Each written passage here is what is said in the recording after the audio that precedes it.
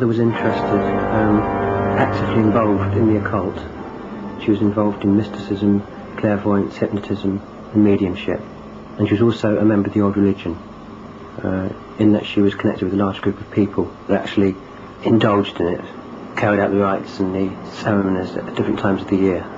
And it was through her really that at a very early age that I started to become interested in it. She died when I was 13 years old, and I came back to follow the interest up when I was about 18 years old, and I met all the people that my mother had been involved with. And that resulted, it's a very long story, but it resulted in me actually becoming initiated into the old religion. It's a religion which is based on the worship of nature, and is based on the acknowledgement that spiritual forces exist within ourselves which have been forgotten.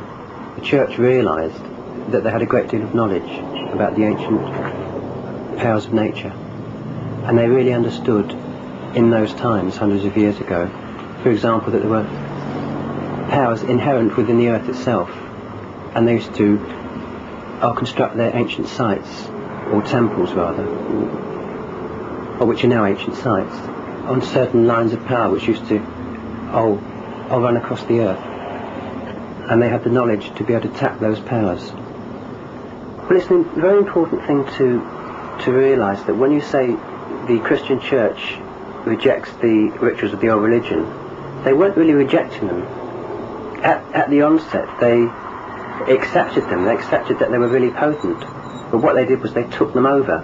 They tried to outlaw them to put Christianity in their place. Well, one example is they took all the gods of the old religion and turned them into the Christian devils.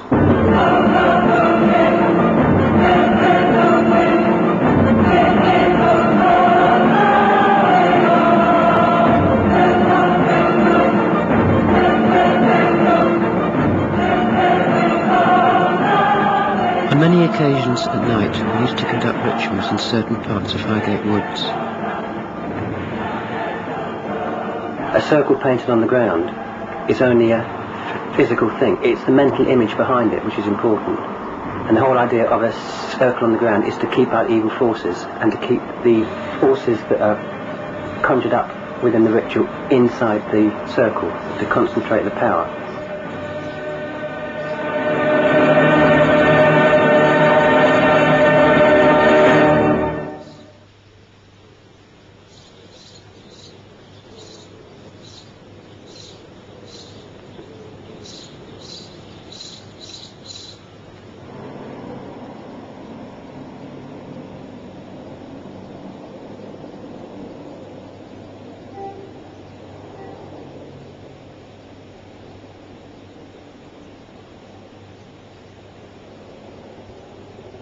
Well, the British Occult Society was founded in 1967, and its purpose was to establish a large organisation for the purposes of psychical research, investigating all different types of unexplained phenomenon, not only in Highgate Cemetery but all over the country. One of the first major investigations was the Highgate Cemetery thing, but there were many, many more, and it's just that the Highgate Cemetery came into the headlines because of all the trouble with the police.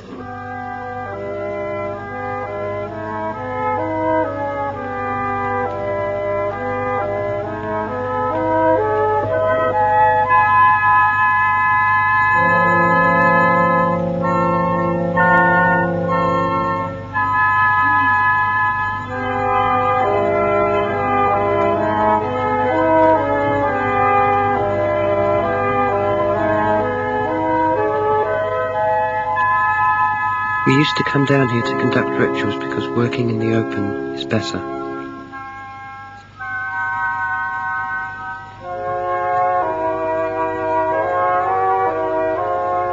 We certainly never intended to offend anybody, as most of the cemetery was disused anyway.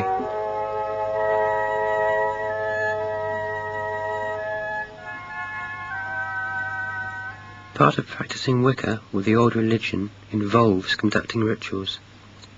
Unfortunately, there's a certain secrecy about it, so I can only introduce you to the preparations for a ritual.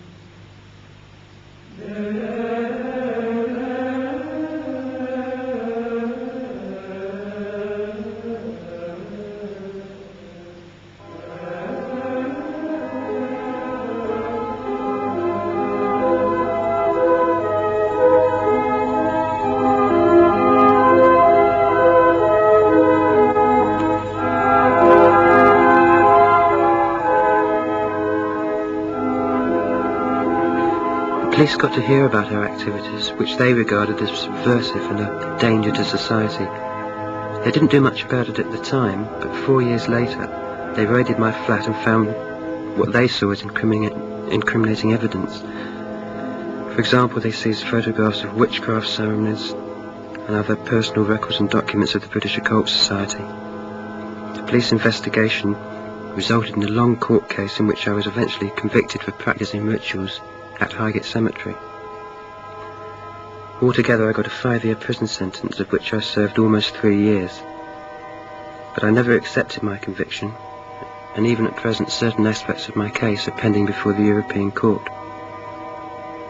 Obviously, the rumours during and after this didn't do me much good, and even served me with nicknames such as the Vampire of Highgate. Because of all this, I became a perfect target for the popular press. I became a kind of story one could read in bed on a Sunday morning.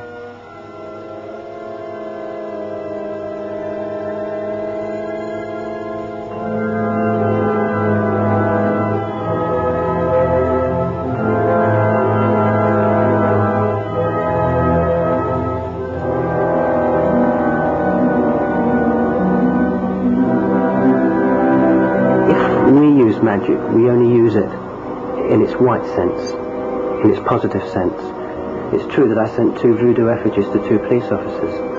Now, in court it was said that I was practicing black magic. Now, what people didn't understand was that I was using those effigies to try and protect another person who the police had beaten up. Now, if you use magic to protect people and reverse evil against its source, it's not necessarily black magic. It's still white magic because it's been used for a good sense, in this case to repel evil back to its source. And that's a very important thing to understand, as far as I'm concerned anyway.